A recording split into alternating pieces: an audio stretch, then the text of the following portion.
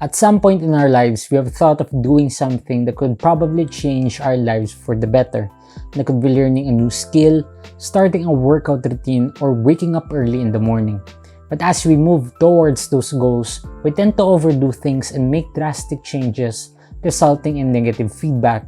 We then slowly lose our motivation to continue taking action until we go back again to our old ways. I personally experienced this last year when I decided to integrate a new habit in my lifestyle, which was reading books. And alam ko sa sarili ko that I was not really into reading and I was a very slow reader. But I also know that it would make me more knowledgeable when it comes to startups and personal development. So I did set a goal of reading 4 to 5 books per month for the next 12 months, and to make the long story short, hindi ko siya nagawa. So what I did is I tried to read a few articles online to make me better understand kung bakit hindi ko na-implement yung habit of reading sa life ko. And I found out that I was too focused on my goal of reading 4 to 5 books per month instead of giving more importance dun sa process itself. And binigla ko din yung sarili ko to read that amount of books without even considering yung priorities or responsibilities na meron ako before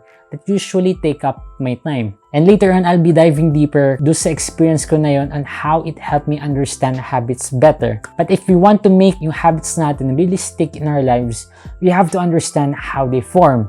So the first question is, what are habits? Well, habits are personal behaviors that we do with repetition or frequency. And an example of this can be as simple as brushing our teeth in the morning, checking our phones every after waking up, or buying groceries every week. So these actions, we do them unconsciously na because our brains are already trained to do it, setting yung action na yun in an autopilot mode.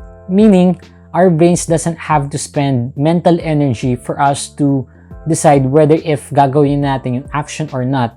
We do them automatically na because our brains are already wired to do it, making it a habit. And the reason bakit very important yung habits sa life natin is because they shape mostly how we live our lives. They are internal systems that help us reach our goals and make us experience a better way of living. And to make us better understand on how habits are formed and how you can break bad habits sa life mo, we're gonna talk about a concept called the habit loop, which was introduced by Charles Duhigg in his book entitled The Power of Habit. Now, the habit loop consists of 3 components: the cue, the routine, and then the reward. Now, the cue is anything that triggers a behavior.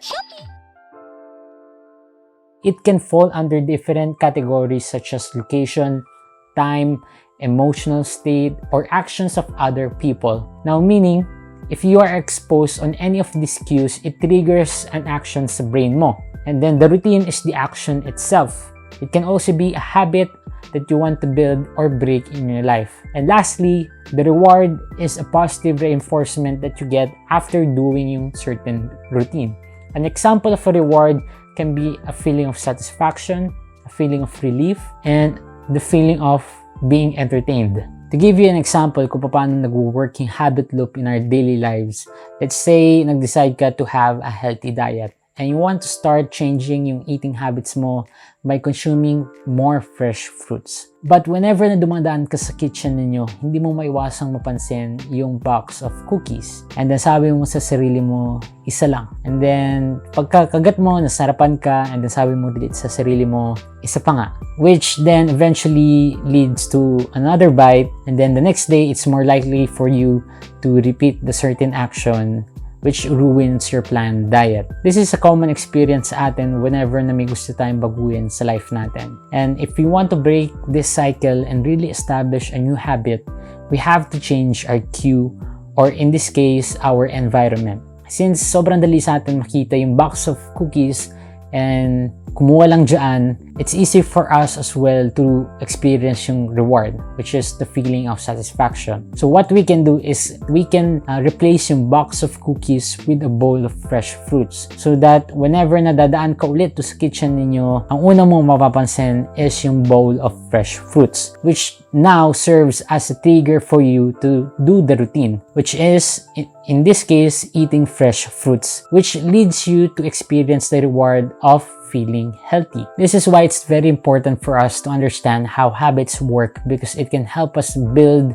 or break habits. Kaya lang yung mga rewards na na-experience natin can either be a positive feedback or a negative feedback. If it is positive, it is more likely for us na gawin ulit yung action. But if it is negative, we tend to lose interest dun sa behavior. The reason for this can be explained dun sa experience ko that I mentioned a while ago, which was reading books. I was performing yung habit of reading in a goal-based approach rather than in a process-based approach. I was too eager to finish yung 4 to 5 books per month without even considering yung limitations na meron ko. And naging ganun yung decision ko because I wanted to reach yung goal faster. Kaya lang, habits don't work that way. Habits take time to build. They may take you several weeks, months, or even a year to make an action a part of our lifestyle. So what we can do instead is to shift yung focus natin in a process-based approach. Instead of looking at it na 4 to 5 books per month, we can commit to a 15 to 30 minutes of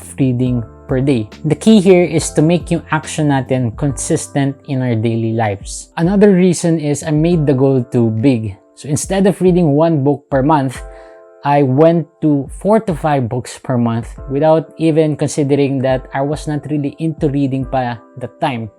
So of course, may mga consequences yun wherein it made the habit of reading look and feel difficult or challenging for me to do. And it made me feel tired easily and wala kagad yung motivation ko to read books consistently. And what I learned there is if we really want to make yung actions natin consistent, we have to make yung process easy and attractive to our brains. Which is also the same reason kung bakit it's easy for us to break or ruin yung healthy diet natin by just grabbing a donut in the fridge. Kasi sobrang bilis na ma-experience natin yung reward, which is a feeling of satisfaction. So what we can do is we can start small, then gradually increase yung friction over time. So let's try to apply this workout. Let's say hindi ka masyado pala workout and then you decided to do 20 to 30 push-ups per day. Ang mangyari doon is you're gonna feel tired kaagad and then sasabihin mo sa sarili mo, sobrang hirap pala niyang gawin. Until the next day, you're gonna feel tired again and you're gonna lose interest in doing the action until the next week comes na hindi mo na siya ginagawa. So instead of doing 20 to 30 push-ups per day, you can do 5 push-ups per day lang. And then after 3 days, increase it by 5 pa ulit, wherein you're gonna do 10 push-ups, then 15 push-ups, then 20 push-ups. The key here is to make yung process easy and attractive to our brains. So the reason for this, it's because it is more likely for us to experience a positive reward or positive feedback. And kapag positive yung reward mo or feedback, it is more likely for us to repeat the action, making it consistent in our lives. But of course, don't get me wrong, a goal is great because it is a great motivator when it comes to starting out. But it only gives a temporary satisfaction. A habit becomes a habit when we do things unconsciously na because our brain recognizes a pattern. This is a great thing kasi it means that our mental energy can be focused on other important tasks instead.